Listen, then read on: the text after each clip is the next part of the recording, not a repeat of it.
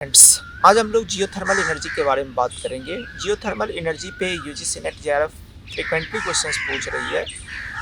तो सबसे पहले हम जानते हैं जो हमारा भूतापीय ऊर्जा होता है यानी जियोथर्मल एनर्जी होता है, वह कहाँ से प्राप्त होता है। इसके दो इम्पॉर्टेंट सोर्स होते हैं। एक सोर्स होता है मैग्मा और दूसरा होता है रासायनिक पदार्थ यानी केमिकल सब्सटेंस। मैग्मा की उत्पत्ति जो है ज्वालामुखी उद्गार से होता है, वॉल्केनिक इरप्शन से होता है। और मैग्मा जो है काफ़ी हॉट होता है। अगर हम इसके हॉटनेस को यूज करते हैं अपने एनर्जी प्रोडक्शंस के लिए, तो ये हमारा भूतापीय ऊर्जा के रूप में हम इसको कंसीडर करते हैं। सेकेंड इम्पॉर्टेंट आस्पेक्ट्स होता है वह होता है हमारा केमिकल, जिसमें इम्पॉर्टेंट रोल प्ले करता है हमारा सल्फर। तो जो भूतापीय ऊर्जा होता है उसमें हमने देखा सबसे इम्पॉर्टेंट सोर्स होता है मैग्मा। और मैग्मा जो है ऑरिजिनेट होता है किससे, आपका वॉल्केनिक इरप्शंस पे। अगर हम यूजीसी नेट जेआरएफ के क्वेश्चंस को देखें तो फ्रीक्वेंटली जो इसके इम्पॉर्टेंट सोर्स रीजन है यानी इसके जो महत्वपूर्ण स्रोत क्षेत्र हैं वहाँ से ये क्वेश्चंस पूछ रहा है। तो इसके जो महत्वपूर्ण स्रोत क्षेत्र जो होंगे वो क्या होगा, हमारा रिंग ऑफ फायर होता है जो पैसिफिक ओशंस के सहारे क्या है फैला हुआ है। जो पैसिफिक ओशंस के सहारे हम देखते हैं रिंग ऑफ फायर है जो बहुत ही इम्पॉर्टेंट सोर्स है। दूसरा इम्पॉर्टेंट सोर्स होता है जो सबडक्शंस जोन होता है, जहाँ पे हम देखते हैं जिसकी ऐसे प्लेट जिसकी डेंसिटी हाई होती है वो नीचे चला जाता है और लो डेंसिटी वाला प्लेट ऊपर आ जाता है। और जो सबडक्ट होता है प्लेट वह जो है टेम्परेचर के इफेक्ट के कारण आप कह सकते हैं और रेडियो एक्टिव एलिमेंट के इफेक्ट के कारण कह सकते हैं वो मेल्ट करता है और वहाँ से फिर वो ऑरिजिनेट होता है किस चीज़ का, वॉल्केनो का। तो यानी हम देख रहे हैं जो सबसे इम्पॉर्टेंट सोर्स है वो हमारा पैसिफिक रीजन सोर्स है। सेकेंड इम्पॉर्टेंट सोर्स जो होता है वो सबडक्शंस जोन है। तीसरा इम्पॉर्टेंट सोर्स है वो हमारा रेडियो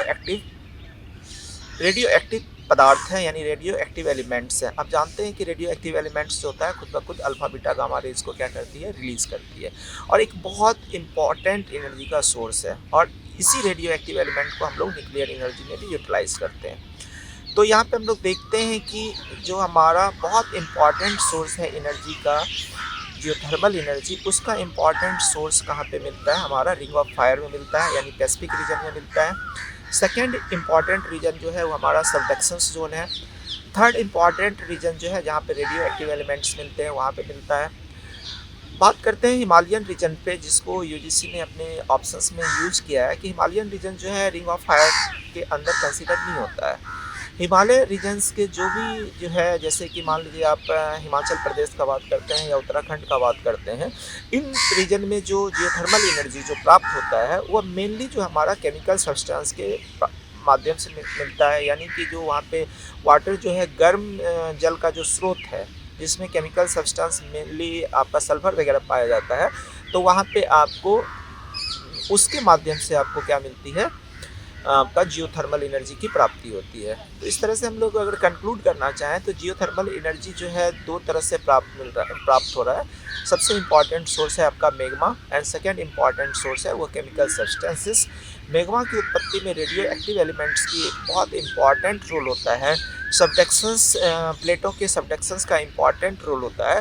तो यहाँ पे आपको इन सारे रीजन में जियोथर्मल एनर्जी प्राप्त होती है। इसमें जो प्रीवियस ईयर के क्वेश्चंस पूछे गए हैं अगर हम उसको डिस्कस करेंगे तो अगर आप देख रहे हैं कि इन्हीं सारी कॉन्सेप्ट पे जो है वो आपका प्रीवियस ईयर के क्वेश्चंस क्या किए गए हैं, पूछे गए हैं।